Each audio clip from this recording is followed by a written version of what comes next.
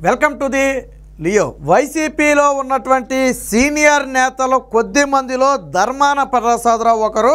వాస్తవానికి వైసీపీ పార్టీలో అంత సీనియర్ నేతలు ఎవరూ లేరు. అలా మాట్లాడుకుంటే ధర్మాన ప్రసాదరావు కానివ్వండి, బొత్స సత్యనారాయణ కానివ్వండి, తమ్మినేని సీతారామరావు కానివ్వండి, అలాగే పెద్దిరెడ్డి రామచంద్రారెడ్డి, ఇలాంటి కొంతమంది గట్టిగా మనం మాట్లాడుకుంటే ఒక అరడజన మంది కంటే లోపే ఉంటారు. అత్యంత అనుభవం కలిగి గతంలో మంత్రులుగా చేసి అటు రాజశేఖర రెడ్డి హయాంలో కానివ్వండి, లేదా గతంలో చంద్రబాబు దగ్గర కానివ్వండి చేసి అనుభవం ఉన్న వాళ్ళు చాలా కొద్ది మంది ఉంటారు. అయితే ఇక్కడ జగన్మోహన్ రెడ్డితో వచ్చిన తిప్పలు ఏంటంటే ఆయన ఎవరి మాట విండు. అనుభవజ్ఞులు చెప్పనివ్వండి, లేదా సీనియర్లు చెప్పనివ్వండి, ఎవరు చెప్పినా జగన్మోహన్ రెడ్డి తాను అనుకున్నదే చేస్తాడు. చాలామంది జగన్మోహన్ రెడ్డి పట్ల చివరి సెకండ్లో వ్యతిరేకత చూపడానికి ప్రధాన కారణం ఏంటంటే జగన్మోహన్ రెడ్డి నైజమే. వాస్తవానికి 2019 ఎన్నికల సమయంలో కొంత తప్పని పరిస్థితుల్లో మాట విన్నప్పటికీ కూడా ముఖ్యమంత్రి అయిన తర్వాత ఎవరి మాట వినే పరిస్థితి లేదు. అలాంటి పరిస్థితుల్లో సరే మొన్న 2024లో వైసీపీ పార్టీకి ఏ గతి పట్టిందో మనందరం చూసాం.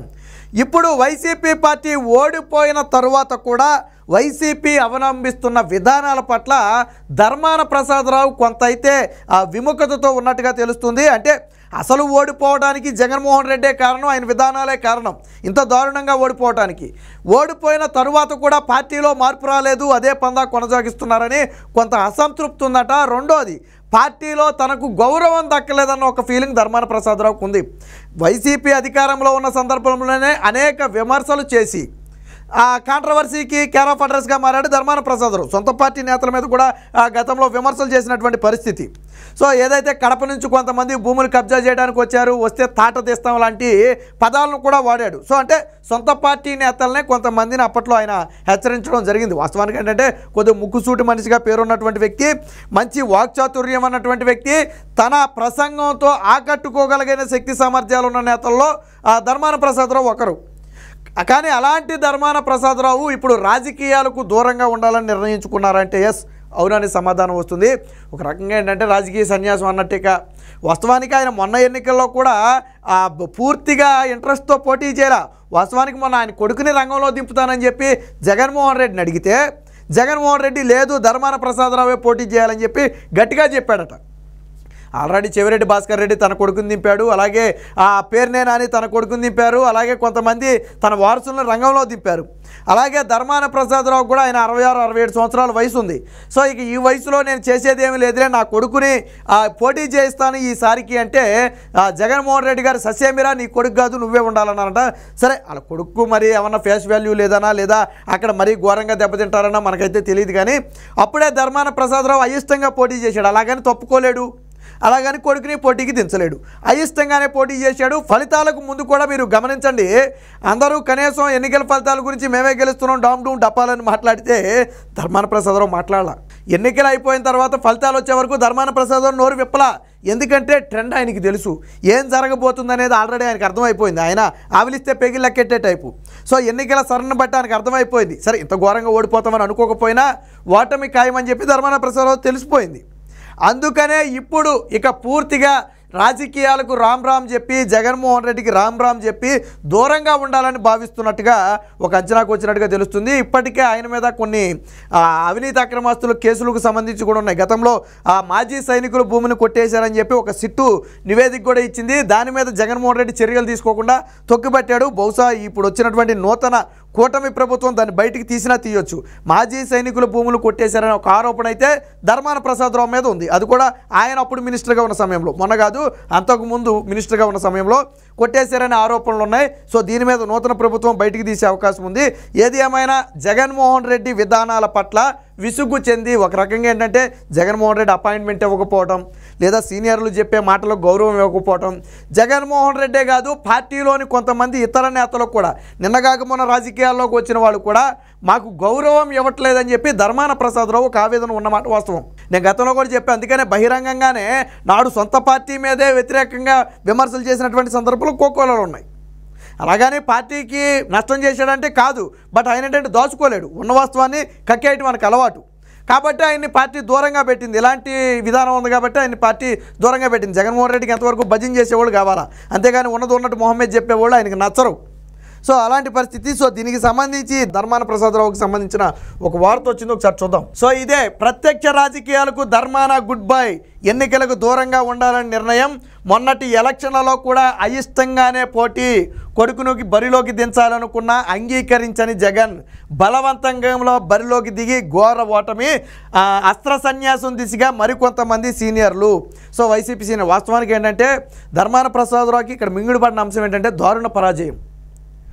అంత తన రాజకీయ అనుభవం ఏంటి, తానేంటి, బట్ ఈసారి ఏం జరిగింది, ఆ వేవ్లో దారుణ పరాజయం ఎదురైంది. సో దీనికి ప్రత్యక్షంగా కానివ్వండి పరోక్షంగా కానివ్వండి జగన్మోహన్ రెడ్డి కారణం అనేది ఆయన ఇది.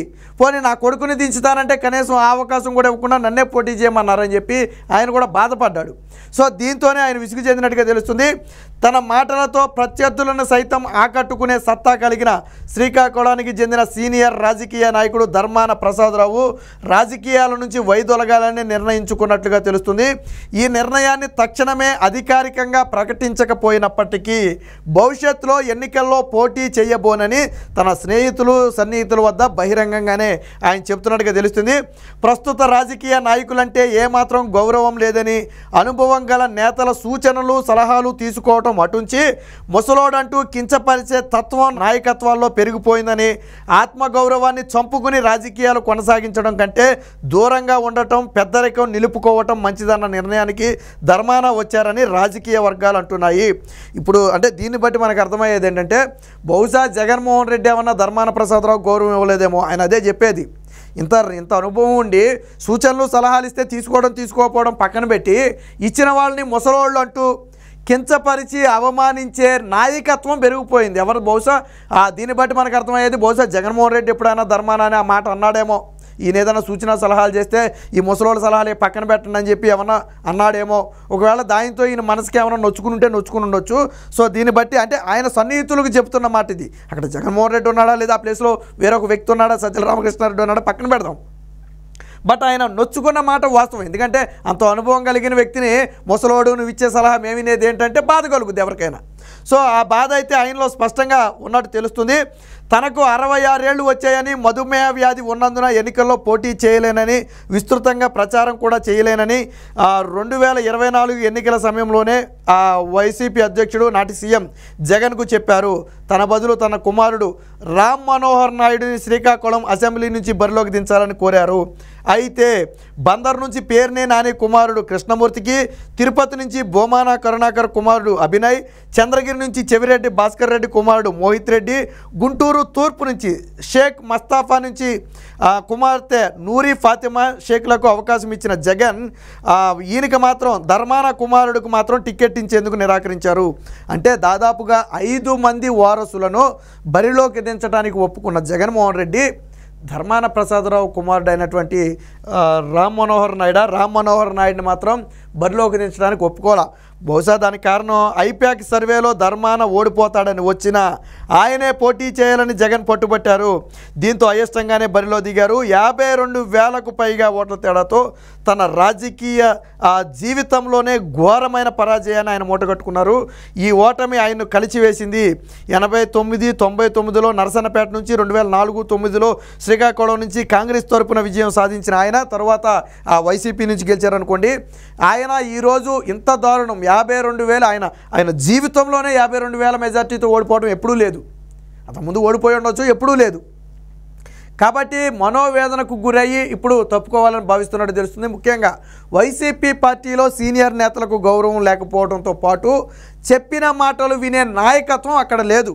పార్టీని ఎలా బలోపేతం చేయాలి, ప్రజల్లోకి ఎలా వెళ్ళాలనేది ఇలా బొత్స లేకపోతే ఇలాంటి సీనియర్ నేతలు చెప్తారు. తమ్మినేని సీతారాంకి తెలుసు, అలాగని చెప్పి ధర్మానాకి తెలుసు. వీళ్ళందరూ అనుభవం ఉన్న నేతలు. ప్రజలతో ఎలా మమేకం అవ్వాలి, ప్రజల్లోకి ఎలా వెళితే అది బలంగా ఉంటుందనే విషయాలు వీళ్ళకి తెలుసు. కానీ అక్కడ వినడానికి ఎవరున్నారు? వీళ్ళ చేతిలో ఏమీ లేదు. జగన్మోహన్ రెడ్డి వినే పరిస్థితి లేదు అక్కడ. కాబట్టే వీళ్ళ బాధ అంతా ఏంటి, అక్కడ వినడో, మనం చెప్పింది వినడో, ఆయన చేసేదానివల్ల ఉపయోగం ఉండదు. అలాంటప్పుడు మనం ఎందుకు ఉండాలా అనే ఒక ఫీలింగ్ అయితే ధర్మాన ప్రసాదరావుకి అయితే వచ్చినట్టుగా తెలుస్తుంది. దీంతో వైసీపీలో ఉన్నటువంటి అత్యంత సీనియర్ నేతల్లో ఒకరైనటువంటి ధర్మాన సేవలు ఇక దాదాపుగా వైసీపీకి ఉండకపోవచ్చు. అయితే ప్రత్యక్షంగా రాజీనామా లాంటివి చేయకపోయినా క్రియాశీల రాజకీయాలకు దూరంగా ఉండి అవసరమైతే తన కుమారుడిని ఇప్పటికైనా ముందుకు పంపే అవకాశం ఉందని చెప్పి విశ్లేషకులు అయితే చెప్తున్నారు. చూద్దాం మరి ధర్మాన కొనసాగుతారా, జగన్మోహన్ రెడ్డి ఏమైనా కొనసాగమంటే కొనసాగుతారా, లేదా తన తనయుడిని ముందుకు పంపి తాను విశ్రాంతి తీసుకుంటారా అనేది వేచి చూద్దాం.